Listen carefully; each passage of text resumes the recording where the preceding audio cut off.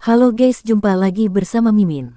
Terima kasih sudah mampir dan mendukung channel kami, sehat selalu buat kalian semua. Oke, kita langsung ke alur ceritanya. Dong, Nyonya Yuanmu dan Ling Tianzun menabrak daun teratai di dasar jurang besar satu demi satu. Nyonya Yuanmu masih belum bisa membunuhnya, dan dia tidak bisa menahan rasa cemas.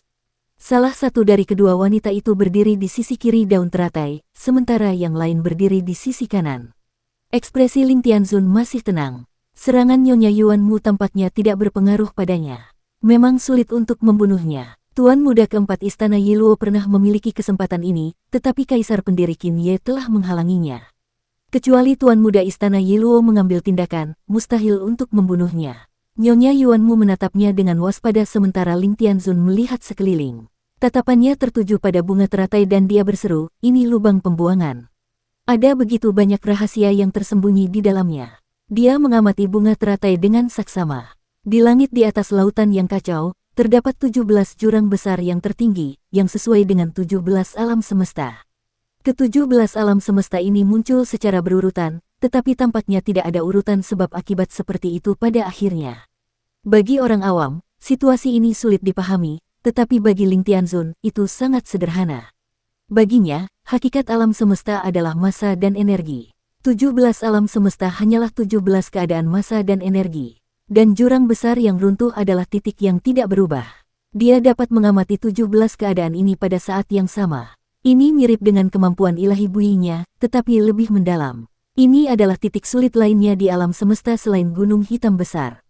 Pendeta Ling bergumam pada dirinya sendiri, dia berkata dengan suara rendah, "Pohon dunia gunung hitam besar telah menjadi objek tiruan bagi semua praktisi Dao karena atributnya yang sulit. Dao besar dari praktisi Dao tercetak dalam kekosongan pamungkas dalam bentuk pohon dunia, dengan harapan dapat bertahan hidup dari kiamat kosmik. Dan lubang pembuangan adalah tempat sulit lainnya. Secara logika, tempat ini juga berisi jalan menuju Dao." Rambut Nyonya Yuanmu berdiri tegak. Ketika dia bertemu dengan tuan muda kedua dari istana Miluo di sini, tuan muda kedua telah memberitahunya bahwa ada jalan lain menuju Dao. Lebih jauh lagi, itu adalah karakteristik Dewi Lubang Pembuangan. Hanya dewa-dewa kuno yang lahir di lubang pembuangan yang dapat melakukannya. Dia tidak menyangka bahwa Ling, sang pendeta surgawi, akan menyadari bahwa ada jalan lain menuju Dao begitu dia tiba di sini. Lebih jauh lagi, dia telah melihat prinsip-prinsip pohon dunia dan lubang pembuangan. Bakat dan pemahaman semacam ini benar-benar menantang surga. Jalan semacam ini mengharuskan seseorang untuk mengolah jalan menuju lubang pembuangan dan menanam bunga teratai di tengah kekacauan. Kedengarannya sederhana, tetapi sebenarnya agak merepotkan. Ling Tianzun memiringkan kepalanya dan berpikir sejenak. Sepertinya tidak terlalu merepotkan. Nyonya Yuanmu tersenyum saat berkata dengan lembut, "Saudari Ling, Anda mengatakan itu tidak merepotkan, jadi bagaimana saya bisa mengolah jalan menuju Dao di lubang pembuangan? Lihat saya, apakah saya sudah mencapai jalan menuju Dao di lubang pembuangan?" Yang Mulia Ling meliriknya dan menggelengkan kepalanya. "Kau tidak berhasil. Jalan yang kau tempuh hanyalah pohon jalan tradisional yang menjadi keterampilan Dao, tetapi jalanmu yang berlubang itu berbenturan dengan kehampaan tertinggi dan tidak dapat menumbuhkan pohon Dao. Jalanmu telah tersesat." Aura Nyonya Yuanmu membeku. Dia adalah eksistensi terkuat di dunia, dan tidak ada seorang pun yang berani mengatakan bahwa jalannya telah tersesat di depannya. Akan tetapi, semenjak Kaisar Langit Cerah menyelamatkan ibunya dan menyelamatkannya dari simpul merah Qinmu, dia memang telah mencoba untuk mencap jalannya di kehampaan tertinggi, tetapi setiap kali, dia selalu gagal. Angin dingin dari kehampaan terakhir akan terbayar menjadi dua saat bertemu dengan angin panas dari jalan kembalinya reruntuhan. Bahkan jika dia memasuki kehampaan tertinggi, dia akan merasakan bahaya kematian, belum lagi pohon kehidupan. Ada satu orang di dunia ini yang telah mencapai jalan Dao secara tertinggi.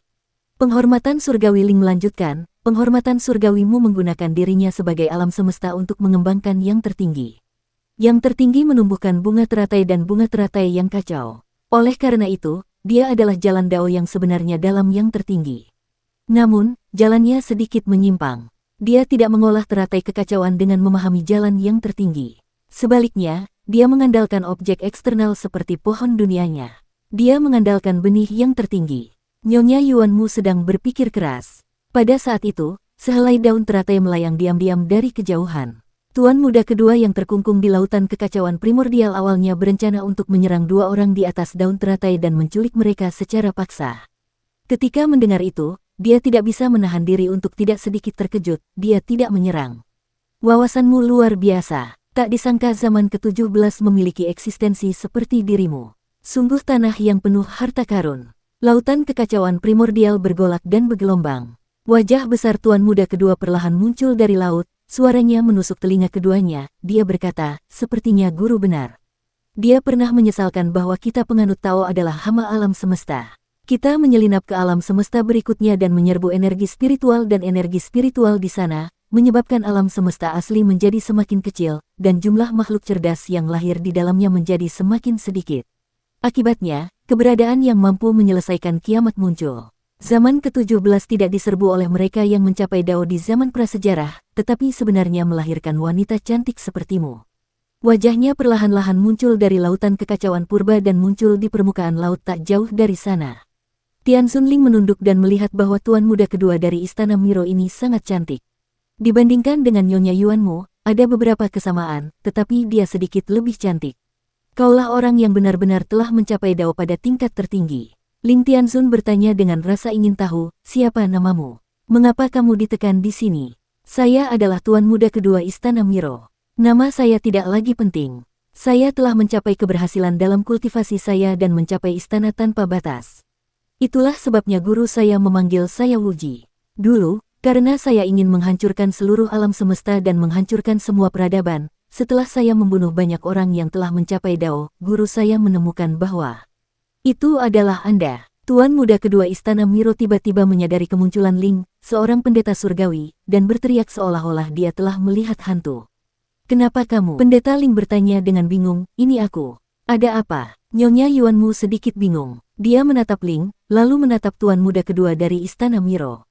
Dia tidak tahu apa yang membuatnya terkejut. Kekosongan tertinggi, aura Kinmu dan Kaisar Langit Luas mencapai batasnya. Kaisar Langit Luas dengan paksa mengubah ki eteriknya menjadi jalur kesadaran ilahi, dan Ki Agung Langit Tunggal miliknya langsung berevolusi dan berubah menjadi Langit Agung awal mutlak. Di awal absolut surga agung, jalan awal absolut itu luas dan tak terbatas. Itu membuat surga agungnya tampak seperti awal alam semesta, dan pohon dunia berdiri tegak dalam ki awal absolut yang tak terbatas. Di tangannya, gumpalan ki eterik lainnya berubah menjadi kapak dewa perubahan besar, yang digenggamnya bagaikan raksasa yang mampu membelah langit dan bumi. Di kejauhan, Absolute Beginning, yang sedang bertarung dengan Kaisar Langit Yun, segera merasakan jalan Absolute Beginning yang hampir sempurna. Dia menoleh dengan tergesa-gesa dan tidak dapat menahan diri untuk tidak kehilangan jiwanya. Itulah alam yang selalu ia impikan, alam yang tidak pernah ia harapkan, tetapi sekarang, alam itu terwujud pada tubuh putranya. Meskipun Kaisar Surgawi Hao Tian telah menggunakan ki eter untuk mengembangkan surga menyeluruh yang agung dari permulaan absolut, sehingga surga menyeluruh yang agung itu tidak sempurna, permulaan absolut itu sendiri bahkan tidak dapat mencapai langkah ini. Ledakan. Yang Mulia Surgawi Yun memanfaatkan momen ketika dia sedang linglung dan menusukkan pedangnya ke dadanya. Awal yang mutlak dengan tergesa-gesa mengumpulkan pikirannya dan mundur dengan cepat. Dia menjentikkan jarinya berulang kali dan melemparkan pedang Kaisar. Benar-benar seperti yang dikatakan Yang Muliamu. Aku mungkin sudah kehilangan semangat dan motivasiku. Dia mendesah dalam hati dan melawan Yang Mulia Yun dengan sepenuh hati. Kemajuan Yang Mulia Surgawi Yun sungguh luar biasa dan dia telah beradaptasi dengan buah dao pohon dao milik Kaisar tertinggi. Akan tetapi, tubuh jasmaninya terlalu lemah, sehingga tangan dan kakinya tertahan saat dia menyerang, membuatnya sulit untuk melepaskan kekuatan penuhnya. Absolute Beginning terluka dalam pertempuran dengan Kinmu, dan dia juga dikalahkan oleh Kinmu dari Balai Harta Karun Ling Xiao yang diberikan Tuan Muda ketiga kepadanya. Namun, dia masih memiliki 24 balai harta karun dari istana leluhur ibu kota Giok, yang merupakan kartu trufnya. Selama surga agung mereka menyatu sedikit lagi, dia bisa langsung mengeksekusi 24 istana berharga ini untuk menekan awan pemujaan surgawi. Selama awan pemujaan surgawi ditekan sejenak, dia dapat mengambil kesempatan untuk melahap dan memurnikan surga menyeluruh milik lawannya dan mengolahnya menjadi surga menyeluruh kekacauan primordial. Pertarungan antara keduanya semakin sengit. Dalam pertarungan yang putus asa itu, mereka mencari kesempatan untuk menyingkirkan lawan mereka dan melahap surga besar lawan mereka sekaligus. Pada saat itu, tubuh Kaisar Langit Agung bergerak dan melangkah maju. Dia mengangkat kapak dewa perubahan besar di tangannya dan menyapukannya ke arah Kinmu. Dia masih mengumpulkan kekuatan. Serangan ini membawa serta kekuatan tertinggi dari surga yang agung, bersama dengan kekuatan sihir dan pemahamannya sendiri tentang Dao. Kemanapun kapak itu lewat, kekosongan terakhir akan terbuka. Ini jelas merupakan serangan terkuat yang bisa dilepaskannya sepanjang hidupnya. Kekuatan serangan ini tak tertandingi. Pada saat yang sama, pohon dunia di belakang Qin Mu bergemuruh, dan cabang-cabangnya berkibar. Akar yang tak terhitung jumlahnya menari dan berakar di kehampaan tertinggi. Akarnya yang sangat tebal menyebar ke segala arah, menembus kehampaan dan menyerap angin dingin, memungkinkan angin kencang meniup pohon yang berharga itu hingga tak bergerak. Qin Mu pada dasarnya tidak memiliki banyak kekuatan sihir di tubuhnya. Ki vitalnya digunakan untuk merekonstruksi tubuh jasmani dan roh primordialnya, tetapi pohon dunia mengandung Dao agung miliknya. Pada saat itu, saat pohon dunia berakar di kekosongan tertinggi, merek Dao besar di pohon dunia tampak langsung dicap di kekosongan tertinggi. Kekuatan Dao besar yang melonjak keluar dari pohon dunia. Qin Mu melolong panjang, dan kekuatan yang melonjak keluar dari kehampaan memenuhi tubuhnya. Pada saat itu, dia tampaknya telah menjadi seorang Dao, merasakan kekuatan tertinggi Dao agung memenuhi tubuhnya. Pintu di tangannya terbang ke atas dan Dao agung disuntikkan ke dalam pintu. Dia menggunakan pintu sebagai pisau besar dan tidak menghadapi kapak kaisar surgawi. Sebaliknya, dia menebas pohon Dao awal absolut di surga Daluo awal absolut kaisar surgawi. Ledakan. Kekosongan pamungkas dalam ledakan cahaya tak terbatas, menyapu dua orang, sosok mereka tenggelam.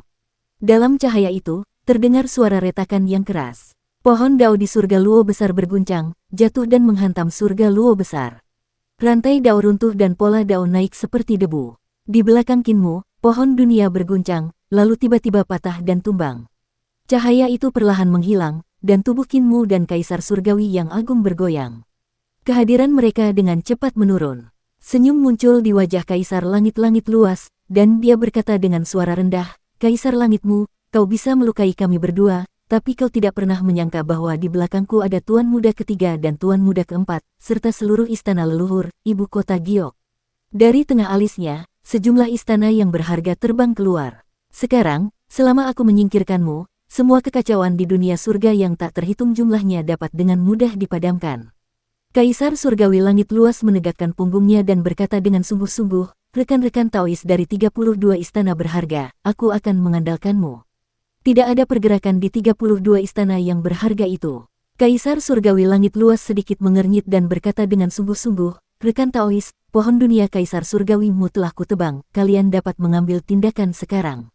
Masih belum ada pergerakan di 32 istana yang berharga itu. Qin Mu berbalik dengan goyah dan berkata sambil tersenyum, "Kaisar Langit luas, di ibu kota Giok istana leluhur, tidak hanya ada Tuan Muda ketiga dan keempat, ada juga Tuan Muda ketujuh. Dan aku adalah Tuan Muda ketujuh. Ibu kota Giok pengadilan leluhur, bencana besar zaman ke-16 telah dihancurkan." Pohon Dao bergoyang, dan Tuan Muda keempat istana Miluo memainkan sitar di bawahnya. Di sampingnya ada banyak kepala aula istana Miluo. Di sisi lain, pohon dunia melayang di tengah kekacauan. Sosok berdiri di bawah pohon itu. Suaranya terdengar dari jauh, "Siapapun yang berani melawanku, aku akan membunuh mereka." "Kakak ketujuh, kamu terlalu lancang." Suara lain datang dan istana langit yang melonjak pun muncul.